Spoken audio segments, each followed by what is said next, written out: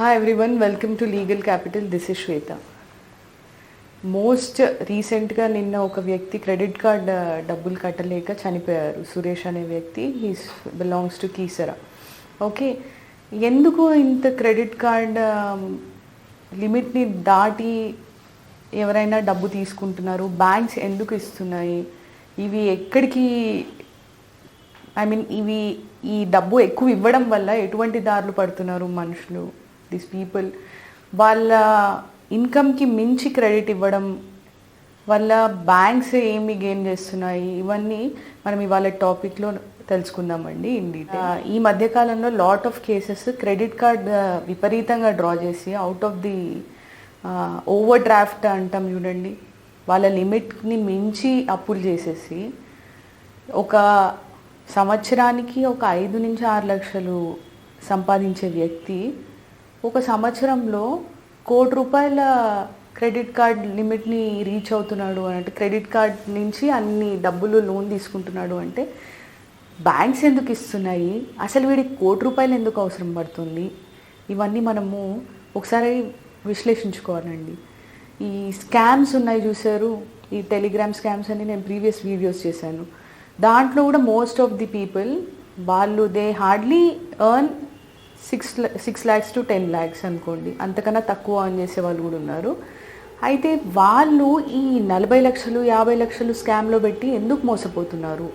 First ఇనీషియల్గా వాళ్ళకు ఉన్న డబ్బు పెడతారు, దాని తర్వాత ఆ డబ్బుని పెట్టిన దాన్ని రిటర్న్ తెచ్చుకోవడానికి క్రెడిట్ కార్డులను యూజ్ చేయడము, హ్యాండ్ లోన్స్ తీసుకోవడము. అదేముందండి, will get a message stating that ఒక 2 నిమిషాల్లో మీకు లోన్ ఇచ్చేస్తాము, మీకు అన్ని అప్రూవల్స్ ఉన్నాయి, మీకు ఆల్ ఎలిజిబిలిటీస్ ఉన్నాయని. అసలు వీడికి ఏం తెలుసు? ఎక్కడి నుంచో ఒక వ్యక్తి సడన్గా ఒక మెసేజ్ డ్రాప్ చేస్తాడు మన ఫోన్లో. నా ఇన్కమ్ ఏంటి, నా ఫైనాన్షియల్ స్టేటా ఏంటి, నా ఎకనామికల్ స్టేటస్ ఏంటి అనేది వాడికి ఏం తెలుసు? యూజువల్లీ ఒక గవర్నమెంట్ ఎంప్లాయో ఒక ప్రైవేట్ ఎంప్లాయో బ్యాంక్ని అప్రోచ్ అయ్యాడు అనుకోండి, for a loan, hand loan అయినా, బిజినెస్ లోన్ అయినా, ఫర్ ఏ హోమ్ లోన్ అయినా, వాడు ఎన్ని కండిషన్స్ పెడతాడు? మోస్ట్ ఆఫ్ ది పీపుల్ మీరందరూ ఇట్లాంటి ఒక స్టేజ్ని దాటే వచ్చి ఉంటారు. వాడు 100 కండిషన్లు పెడతాడు, 1100 సైన్లు తీసుకుంటాడు మనవి. అప్పటికి మనం ఇన్ ఆల్ ఏరియాస్ మన ఎలిజిబిలిటీ ఉన్నా కానీ అయినా కానీ వాడు ఇవ్వడండి, లోన్ ఒక్కోసారి రిజెక్ట్ చేస్తాడు. అలాంటిది నార్మల్ లేమెన్స్కి, అసలు వాళ్ళ సంపాదన కొన్ని లక్షల్లో ఉన్న వాళ్ళకి ఇన్ని డబ్బులు ఎక్కడి నుంచి సమకూరుతున్నాయి? పోనీ తీసుకున్నవాడు ఏమైనా బాగుపడుతున్నాడా అంటే లేదు. వాడు ఎవరికో వీడు మోసపోవడమో, లేకపోతే ఇంకోటి చేతిలో వీడు మోసపోవడమో, లాస్ట్కి బ్యాంకుకి 3 నామాలు పెట్టేస్తాడు. ఓకే, సో ఈ బ్యాంక్స్ కూడా ఎందుకు ఇట్లాంటి పీపుల్ని ఎంకరేజ్ చేస్తుంది? ఎందుకు ఈ క్రెడిట్ కార్డ్ లిమిట్కి మించి డబ్బు ఎందుకు ఇస్తుంది? ఎందుకు ఇస్తుంది అని అంటే, రేట్ ఆఫ్ ఇంట్రెస్ట్ విపరీతంగా ఛార్జ్ చేస్తారండి వాళ్ళకి.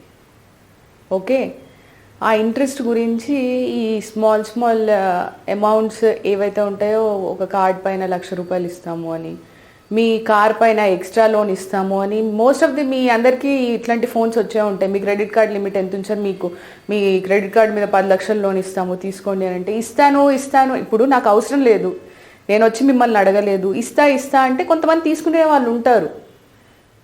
అట్లా తీసుకున్న తర్వాత వాళ్ళ హెరాస్మెంట్లు ఎలా ఉంటాయి అని అంటే, అసలు లాస్ట్ టైం ఒక క్లయింట్ వచ్చారండి, ఎంత అబ్యూజివ్గా మాట్లాడారంట వాళ్ళ ఇంట్లో వాళ్ళ గురించి, వాళ్ళ ఇంట్లో ఉన్న విమెన్ గురించి.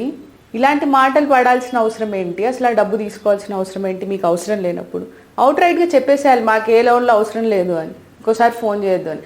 అయినా వాళ్ళు చేస్తూనే ఉంటారు, దట్ సెకండరీ. మీ అవసరానికి మించి ఆ క్రెడిట్ కార్డ్ అప్పులు చేయకండి, అవి కట్టలేరు. ఇప్పుడు ఒకటి 10 లక్షలు ఇస్తాడు ఒక లోన్, అది ప్రాపర్గా పే చేయలేరు. మళ్ళీ ఈ లోన్ని పే చేయడానికి ఇంకో చోటు నుంచి లోన్ తీసుకుంటారు, ఈ లోన్ని పే చేయడానికి మళ్ళీ ఇంకో హ్యాండ్ లోన్ తీసుకుంటారు, తర్వాత ఏ స్కామ్లోనో డబ్బులు పోగొట్టుకుంటారు. ఇవన్నీ మెడకి ఉరిలాగా బిగిసిపోయి ఇప్పుడు నిన్న జరిగిన సంఘటన, ఈ సురేష్ అనే సూసైడ్ ఇటువంటి సిచ్యుయేషన్లోనే. ఆయన ఏదో సెల్ ఫోన్ షాపు ఇంకేదో వ్యాపారం పెట్టడం జరిగింది, ఒక 10 lakhs ఇన్వెస్ట్ చేశాడు, దాంట్లోంచి అవి లాసెస్ వచ్చినాయి. దాంట్లోంచి బయటికి రాలేకపోయాడు, దాన్ని కేర్ఫుల్గా హ్యాండిల్ చేయలేకపోయాడు, అది రీపే చేయలేకపోయాడు. సో రీపేమెంట్ చేయలేకపోయినప్పుడు you should approach bank for some time. లేదు అని అంటే కోర్ట్ని అప్రోచ్ అవ్వాలి, మాకు కొంత సమయం కావాలండి కట్టడానికి అని. ఇస్తుంది ఇవ్వదు ఫస్ట్ సెకండరీ, ప్రయత్నం అయితే చేయాలి కదా. ప్రయత్నం చేయకుండా ఊరికే పిరికివాళ్ళలాగా అప్పులు చేసి చనిపోవడం అనేది ఎంతవరకు కరెక్ట్? చాలామంది అప్రోచ్ అవుతున్నారు కోట్లలో అప్పులు చేసి. రికవరీ ఏజెంట్స్ ఇంటికి వచ్చి డబ్బు ఇచ్చినోడు మామూలుగా ఎందుకు అడుగుతాడు? కొంచెం స్ట్రిక్ట్గానే అడుగుతాడు. అందున బ్యాంక్ రికవరీ ఏజెంట్స్ చాలా టఫ్గా బిహేవ్ చేస్తూ ఉంటారు, చాలా అబ్యూజివ్గా మాట్లాడుతూ ఉంటారు. సో ఇట్లాంటివన్నీ ఓవర్కమ్ చేయడానికి ముందు first of all in first place అసలు అప్పులు అంత విపరీతంగా అవసరానికి మించిన అప్పులు చేయకండి. ఒక కంఫర్టబుల్ లైఫ్ లీడ్ చేయండి, కానీ ఓవర్ లగ్జరీస్ మన ఎకనామికల్ స్టేటస్ని మించి బతకాలి అనుకోవడము పులిని చూసి నక్కవాత పెట్టుకున్నట్టే ఉంటుంది.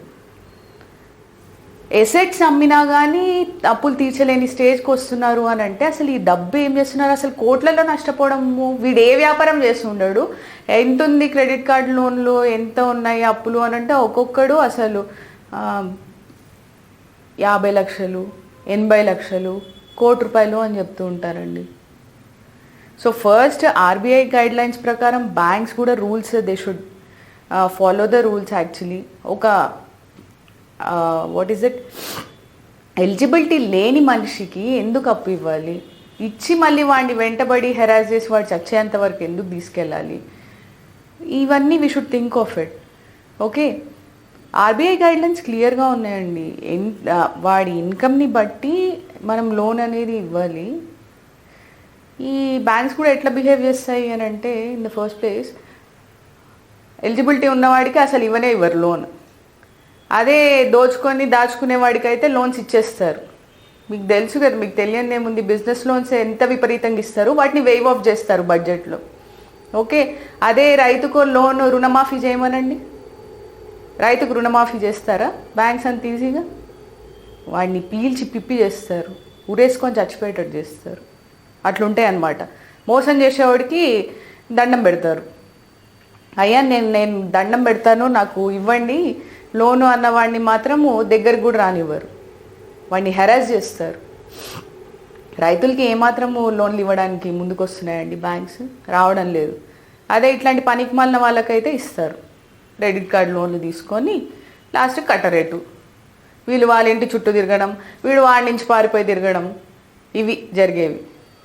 సో బ్యాంక్స్ కూడా ఆలోచించాలి, తీసుకునే వాళ్ళు కూడా ఆలోచించాలి. ఒకవేళ తీసుకున్న తర్వాత కూడా అది ఎలా రీపే చేయాలి అని ఆలోచించుకొని ఆ సమస్యల్లోంచి బయటపడడానికి ట్రై చేయాలి. కానీ ఇట్లా సూసైడల్ థాట్స్, ఈ డిప్రెషన్లోకి వెళ్ళిపోవడము, ఫ్యామిలీని వదిలేయడము, ఇవన్నీ కరెక్ట్ కాదండి.